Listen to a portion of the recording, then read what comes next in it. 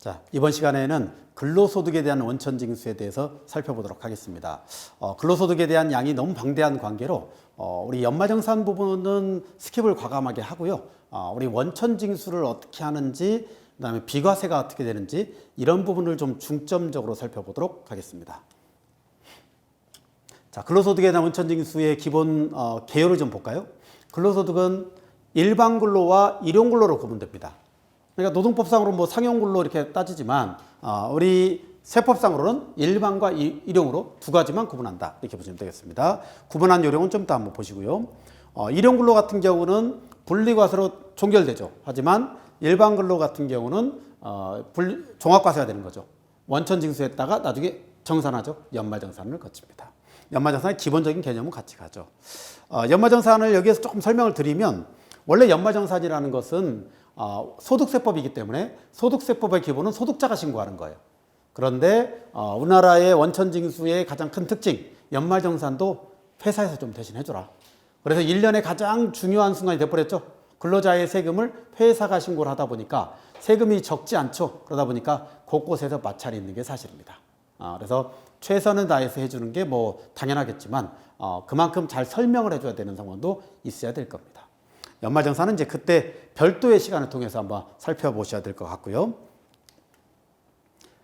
기본적으로 이렇습니다. 자, 근로소득의 개념 볼까요? 근로소득은 고용관계가 있어야죠. 고용관계가. 그 다음에 유사한 계약일 수도 뭐 고용관계 비슷한 계약이라도 있어야 됩니다. 이런 관계에서 비독립적, 독립성이 없어야 돼요. 종속되어 있어야 됩니다. 이럴 경우에 근로를 제공함으로써 받는 소득을 전부 다 우리는 근로소득으로 말합니다. 특징을 볼까요? 뭐 이건 다 됐고요. 여기 주총, 사총에 의해서 의결기관의 결의에 따라서 주총 한참 3월 달에는 시즌이거든요. 주총을 하게 되면 우리 주주들이 가져갈 것도 있지만 임직원한테 얼마 좀 줍시다라고 하는 것들을 여기 근로소득으로 보겠다. 자, 법인세법에 따른 상여처분, 이건 인정상여라고 하죠. 인정상여. 인정상여는 우리 세법상 세무조정에 의해서 송금불산입 상여 이렇게 하는 거예요. 이거 대표이사한테 갔는데, 그죠? 모든 책임은 종국적으로는 소득은 귀속이 있어야 되고요. 그 귀속의 최종 책임자는 귀속을 밝힐 수가 없을 때는 대표자 귀속입니다. 퇴직함으로써 받는 소득인데 퇴직소득이 아닌 거, 그죠? 요즘은 퇴직금이 연금으로 전환되기도 하지만 퇴직소득세에 대한 세금이 좀 높아졌죠. 그래서 퇴직할 때 받는 웬만한 것들은 퇴직소득이 맞는데 그래도 근로소득으로 보는 것들이 있습니다. 이건 근로소득이다. 자, 종업원 등에 의해서 재직 중에 받는 직무발명보상금, 근로소득입니다. 퇴직한 이후에 받는 직무발명보상금은 기타소득입니다. 과세소득의 범위는 단순하게 보면요, 거주자, 비거주자로 구분되죠. 거주자는 무제한 납세 의무자. 그래서 국내의 모든 과세 대상 소득에 대해서 과세합니다.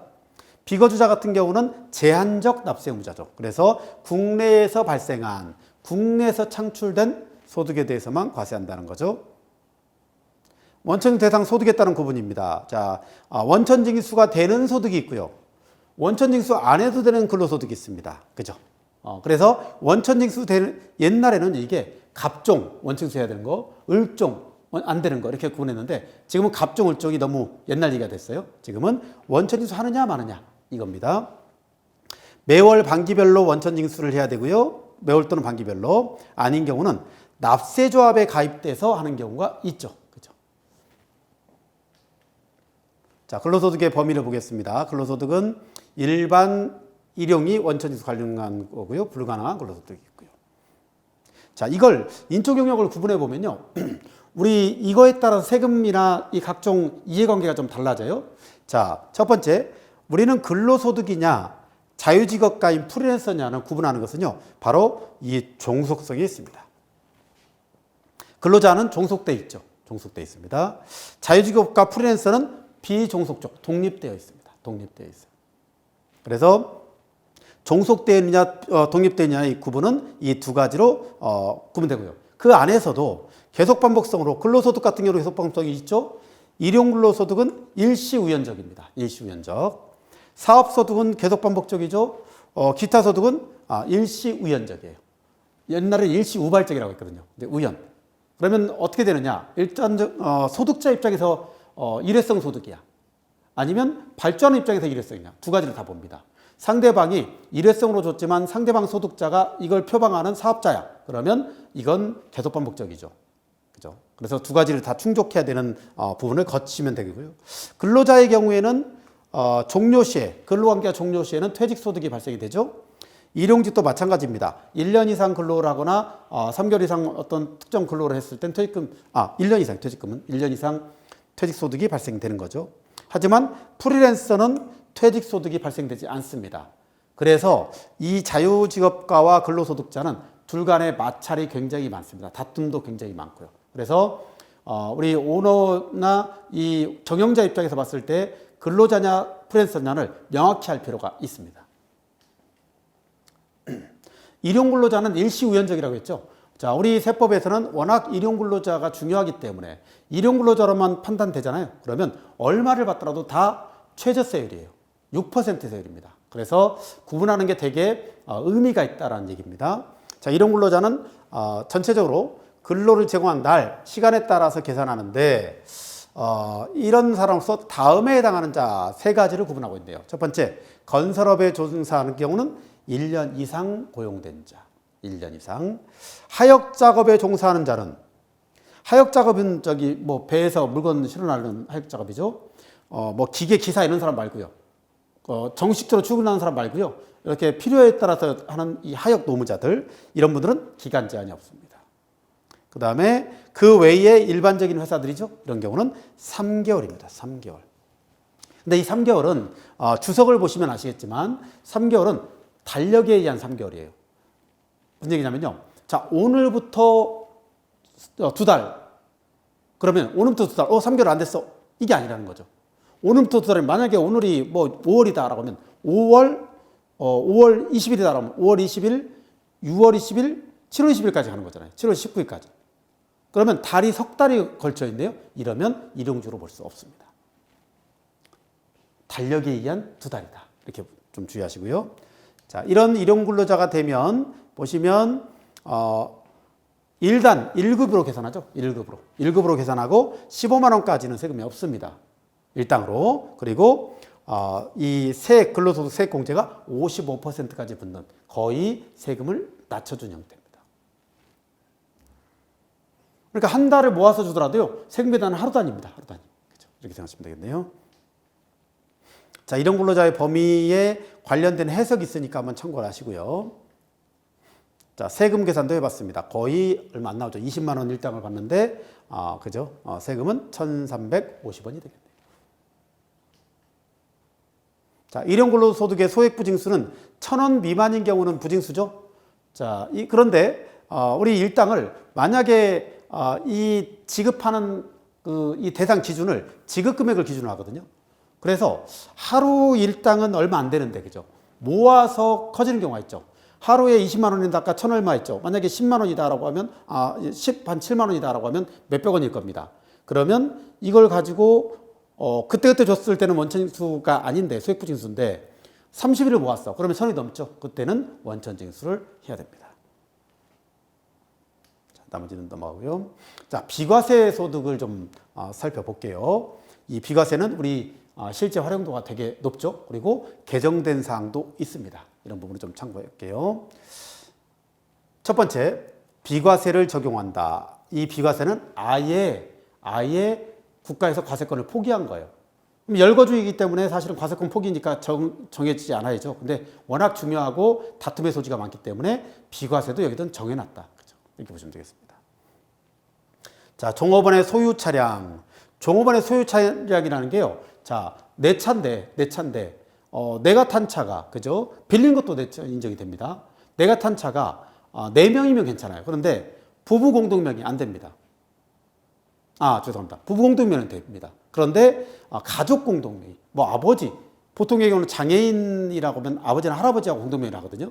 내가 타고 다녀. 이런 경우에는 내 차로 볼 수 없다. 부부 공동명의만 가능합니다. 자, 이렇게 해서 소유 차량을 직접 운전해서 업무 수행하고 지급 기준에 따라서 받는 월 20만 원까지의 금액, 월 20만 원까지의 금액은 비과세합니다.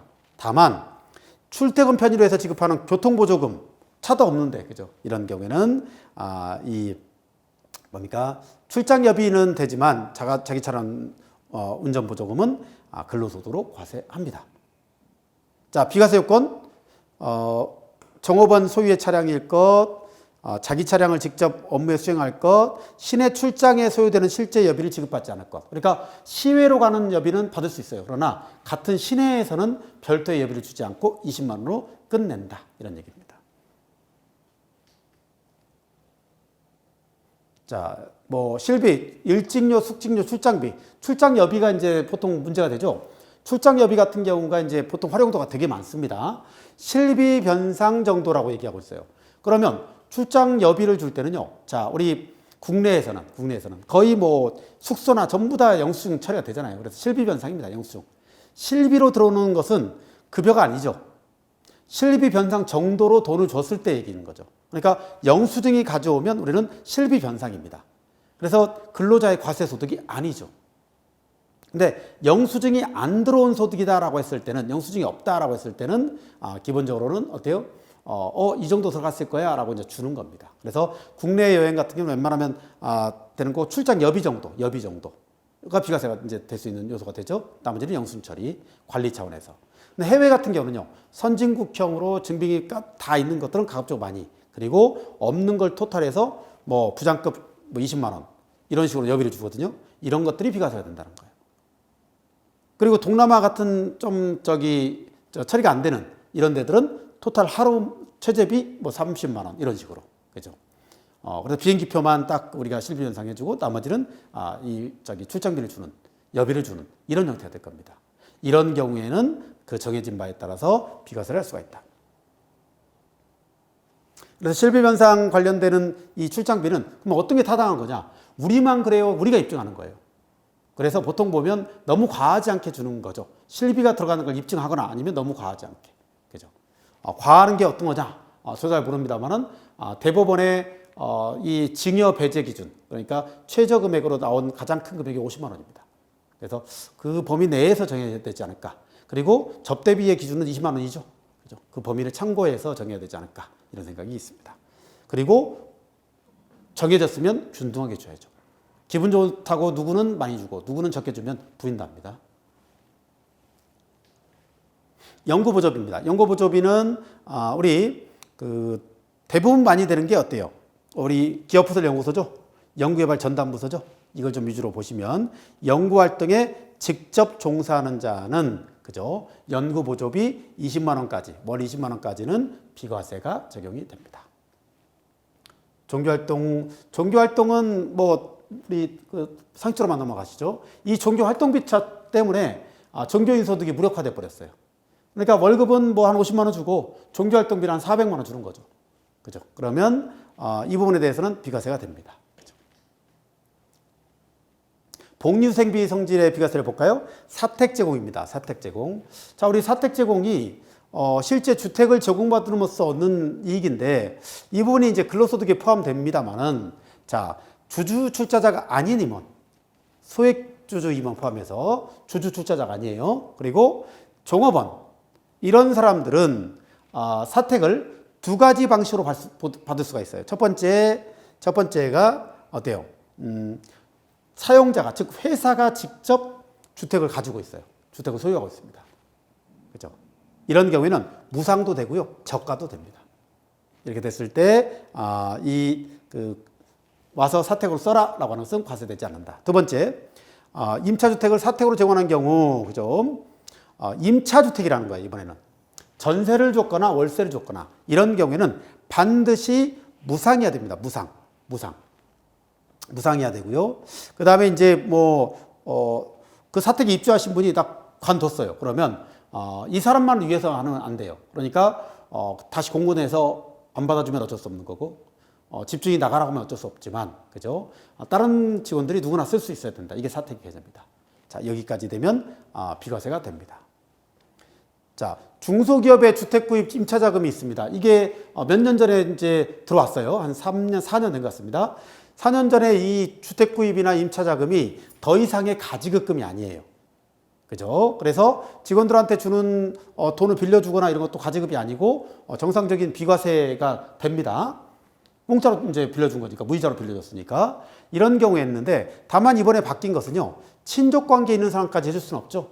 그죠? 친인척 관계, 지배주 중에 관계에 있는 사람들한테까지 해주는 것은 논란이 있다 해서 이건 안 되는 걸로 명확화시켰습니다. 직장 어린이집 설치가 요즘 또 해주면 정말 좋겠지만, 그죠? 요즘 관심도가 있는 것 같아요. 세법에서는 이번에 개정을 해서, 그죠? 거기에서 직원이 이용하는 이것도 비과세를 넣어줬습니다. 사용자가 부담하는 단체 보험. 자, 여기에서 원래 원칙은 근로소득에 포함이죠.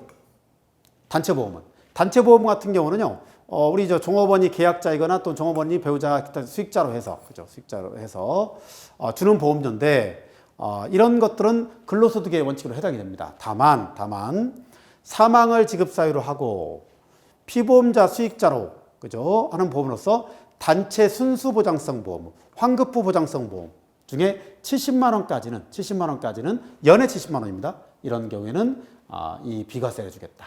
그죠? 이건 뭐 익히 예전부터 있었던 규정입니다. 기타 비과세 볼까요? 우리 실업급여라든지 육아휴직급여 이런 것들, 출산 전후 휴가급여 이런 것들 있죠. 이런 부분에 대해서는 비과세 되죠? 예, 비과세입니다. 자, 기타의 비과세 학자금으로서, 학자금은 이 세 가지 요건을 충족해야 되는데, 학자금은 중요한 게요, 본인 학자금입니다. 자녀 학자금이나 이런 게 아니고요. 자녀 학자금은 우리 여기 자체에서 그 회사에서 주면 안 돼요. 그러니까 다른 곳을 통해서 상조, 그죠? 이런 별도의 우리 사내근로복지기금 이런 것들을 통해서 이제 하는 경우에는 달라집니다만은, 여기에서 직접 주는 경우에는 비과세가 안 됩니다. 가족을 위해서는. 다만 근로자 본인을 위해서 근로에 종사하는 사업자와 관련이 있거나 사규가 있고 6개월 이상 교육에는, 만약에 6개월 이상 근무하지 않았을 때는 어때요? 반납하는 것을 조건으로 해서 받는 것은 비과세가 된다. 이렇게 정리하시죠. 생산직 근로자의 연장 근로수당 등등입니다. 이 부분은 월정액급여 210만 원 이하니까 월정액급여는 좀 이따 보시고요. 직전과세기간에 3천만 원 이하, 직전과세기간에 없는데요, 저는 신입인데요, 가능합니다. 연 240만 원의 연장야간 휴일 근로의 수당은 비과세입니다. 월로 20만 원이 아니에요. 한 달에 240만 원 풀로 해도 비과세가 됩니다. 월정액급여만 맞으면. 그렇죠? 자, 업종 쭉 나와 있죠? 체크하시고요. 월정액급여 중에 좀 특이할 만한 게요, 여기 보면 그 매월급여에서 실비 상여 부정기적인 거 빠지고요, 실비 변상 빠지고요, 복리후생 빠지고요, 연장야간 휴일 다 빠지죠. 이게 월정액급여예요. 근데 여기에서 포함되는 급여가 식사대가 포함되죠. 식사대가 정기적으로 받는 식사대, 그죠? 상여도 정기적으로 받으면 포함입니다. 하지만 부정기적인 거 이런 것들은 제외다라고 보시면 되겠습니다. 한도는 240만 원. 근데 광산근로자나 일용근로자는 전액입니다. 참고하시고요. 자, 식사대요. 식사대가 23년부터 20만 원으로 늘어났죠. 20만 원 이하 식사대입니다. 그런데 이게 늘어나다 보니까 우리는 두 가지가 바뀌었죠. 첫 번째, 우리 지급명세서가 바뀌면서 모든 게 바뀐 겁니다. 지급명세서를 20만 원 올려놓고 이거 제출하세요. 세무서에서는 이 지급명세 식대를 관리하겠다는 거예요. 관리하겠다. 그죠? 이렇게 바뀌어 있다는 거 참고하시고요. 그래서 이제 관리라는 게 뭐냐면, 세무서 과세관청에서 관리도요, 식사를 회사에서 다 사주면서 식대 20을 줬어. 이거 안 된다고요. 그죠? 그러니까 이 식사대를 주든지 식사를 챙겨주든지 둘 중에 하나는 해라, 이런 얘기가 되겠습니다. 출산 보육수당이죠. 6세 이하의 특징은요, 과세기간 개시일이니까 1월 1일, 통상적으로 1월 1일 현재 6세 이하 이자는 경우에는 20만 원 이내의 금액에 대해서는 비과세가 됩니다. 자, 6세 이하 자녀가 한 명 있어. 그러면 부부가 맞벌이잖아요. 전부 둘 다 비과세가 가능합니다. 그죠? 자, 이렇게 보시면 되겠고요. 원래 이제 이게 10만 원이었다가 지금 10만 원이 늘었죠? 24년도 개정된 내용입니다. 나머지 됐고요.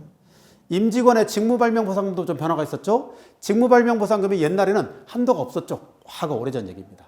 그런데 하도 컨설팅을 많이 하니까 이걸로 악용? 뭐 어쨌든 이 약간 변칙을 많이 하니까 이걸 연으로 바꿨죠. 근데 연 500만 원 하다 보니까 직무 발명이 소홀해질 수 있어요.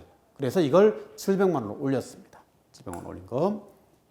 그래서 대상은 직원들 있고요. 학교 교직원이 있죠.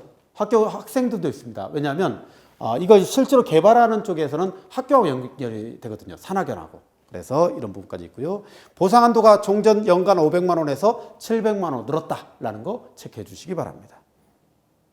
그래서 이제 보통 실무 플러스에서 보시면 직무 발명 보상은요, 3가지 단계로 우리가 보상을 해줘요. 첫 번째, 특허를 받을 수 있는 권리에 대한 보상. 그죠? 그 다음에 사용자 등의 승계에 대한 보상. 그 다음에 실시권. 무슨 얘기냐면요. 자, 내가 개발했어. 개발에 대한 보상. 그죠? 그 다음에 특허를 이제 회사나 산학연 통해서 만들었어. 특허 실시 등록에 대한 보상. 그 다음에 특허됐고 개발자는 납니다. 또는 회사에다 승계를 시켜주죠. 그러면서 나오는 보상. 자, 이런 게 3단계가 있을 것이다. 연간 700만 원입니다. 국외근로자 비과세도 개정이 있었네요. 자, 국외근로자 비과세, 국외에서 근로를 제공하고 받는 급여인데, 선박, 원양어선, 건설 현장이 대표적이죠. 이런 경우에는 금년부터 종전 300에서 500만 원 늘어났다. 이렇게 보시면 되겠고요. 개정된 거. 그 다음에 산업인력공단의 종사자들도 여기에 포함시켰다는 거고요. 100만 원 종전에 있는 것은 북한 지역, 지금 거의 없죠. 그 다음에 기타 국외 근로자들은 100만 원입니다. 건설이나 원양업선, 선박에 근로를 제공한 자들한테 높여준 거다. 자, 비과세 이제 기타 부분 좀 볼까요? 자, 조세특례제한법상의 이제 그 비과세를 보면 벤처기업 있죠, 벤처기업. 인증받은 벤처기업이죠. 벤처기업에서 30% 이상 인수한 기업, 벤처기업의 관계회사들이죠. 자, 이런 데들은 우리 벤처기업에 그 스톡옵션을 부여해 준 거, 이게 좀 내용이 조금 덜 나와 있는데, 어쨌든, 스톡옵션에 관련돼서 2018년 이후 부여분입니다. 부여분. 2천만 원. 근데 중요한 것은 2020년부터는 행사분이에요. 언제 부여했든지 간에 22년 이후에 행사하면 5천만 원이라는 거예요. 그죠? 그러니까 18년 이전에 부여했는데 행사를 이때 했어. 그러면 5천만 원입니다. 근데 23년 이후 행사는 어때요? 2억 원까지로 대폭 상향시켰죠. 이게 작년에 개정된 규정입니다. 이런 그 스톡옵션 같은 경우는 어때요?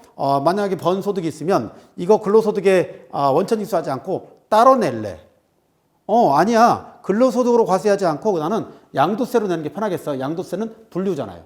내가 고소득이면 분류시키는 게 낫거든요. 자, 이렇게 혜택을 여러 가지를 주고 있다는 걸 보여주고 있고요. 외국인 근로자들에 대한 과세 특례로 가겠습니다. 이런 경우 외국인 근로자는요, 국적이 우리나라가 아닌 자. 국적이 우리나라가 아닌 자는 거주자와 비거주자는 다른 문제입니다. 내국인 외국인과 거주자 비거주자는 다른 문제예요. 그래서 자, 외국인이 거주자가 됐든 비거주자가 됐든 선택을 할 수 있습니다. 자, 여기서 국내에서 최초로 근로를 제공한 날부터 20년이죠. 이거 최근에, 그죠? 23년도에 이제 20년, 10년이었다가 20년 늘어났죠. 이번에 늘어났고요. 그 다음에, 여기에서 해당 근로소득에서는 19%를 단일세율이라고 합니다. 근데 단일세율인데, 이 경우에는 비과세나 이런 걸 다 제외하고 19%예요. 비과세를 다 제외하고 이렇게 볼 수 있습니다. 자, 이제 이외에도 근로소득의 특징, 금전으로 지급하는 경우, 외화 달러로 지급하는 경우, 환율 적용하는 문제가 여기 있고요.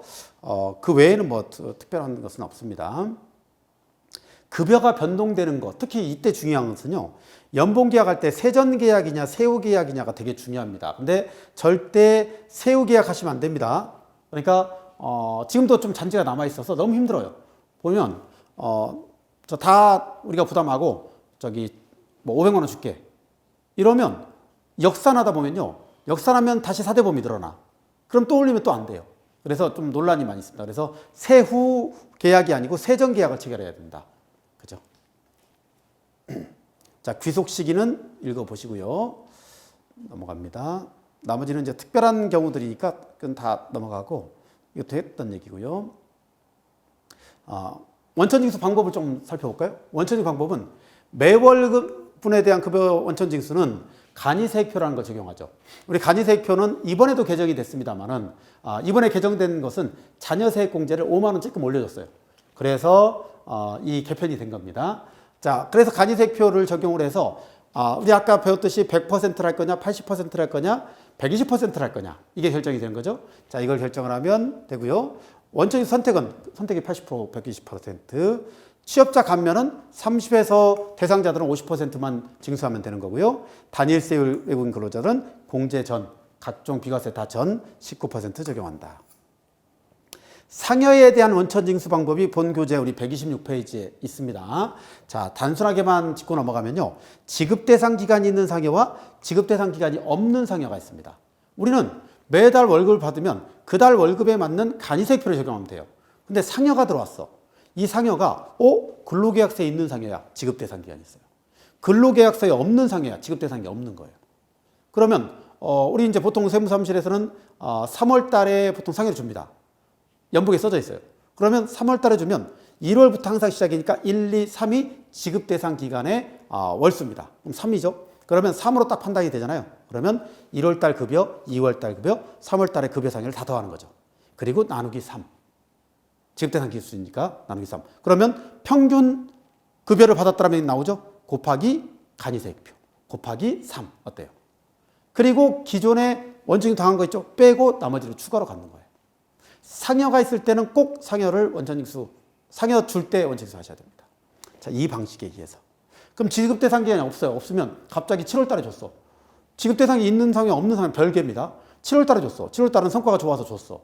그러면 1월부터 7이 됩니다. 만약에 지급 대상 기간이 섞여 있어요. 5월 달에 이 지급 대상 기간이 있는 게 있는데 5월 달에 지급 대상 기간이 있는데 3월 달에 세무사무실을 표본을 하면 3월 달에 줬는데 5월 달에 줬어요. 지급 대상 기간이 있는 건 2달이죠. 지급 대상 기간이 없는 건 처음 줬으니까 5월 달에 또 있으면 5월이죠. 합이 7. 7 나누기 어때요? 이 뭡니까? 2 하면 3.5죠. 3.5 반올림 4가 됩니다. 4개월간의 그러면 5월 달 5, 4, 3, 2 그죠? 이 부분에 대한 급여를 다 산정하고 나누기 4 간이세표 곱하기 4 그죠? 이렇게 해서 기원천징수를 차감하고 추가 원천징수를 하면 된다라고 생각하시면 되겠습니다. 나머지는 이제 일반 연마정산인데 이건 넘어가시고요. 우리 취업자의 소득세 감면 있죠? 우리 페이지 173페이지로 가시면 중소기업 취업자의 감면은 2012년부터 지금 계속 이어져 오고 있죠. 현재도 있습니다. 지금은 중요한 게요. 그 전에 혹시 받았던 사람이 또 받으면 안 됩니다. 이건 취업하고 나서 이 기한이기 때문에 그죠? 지금 최초로 들어왔어 하면 되는데 만약에 한 5년, 3년 전에 받았어. 근데 중간에 퇴사했다가 이제 왔네? 다시? 또는 다른 데로 왔네? 그러면 이 기간은 쭉 이어서 받을 수 있어요. 신청 기간부터. 그런데 지금부터 다시 5년, 7년은 아니다.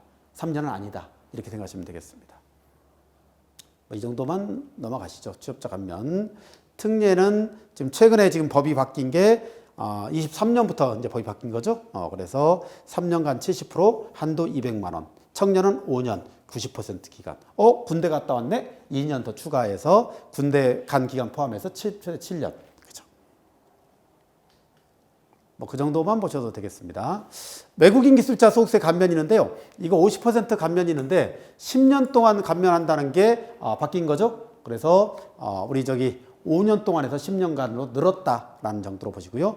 근데 대상은 좀 디테일하게 좀 보셔야 됩니다. 외국인 기술자라고 다 되는 게 아니에요. 여기에 관련되는 데고 특히 이번에 들어온 게 친적 관계는 안 됩니다. 경영지배 관계 안 돼요.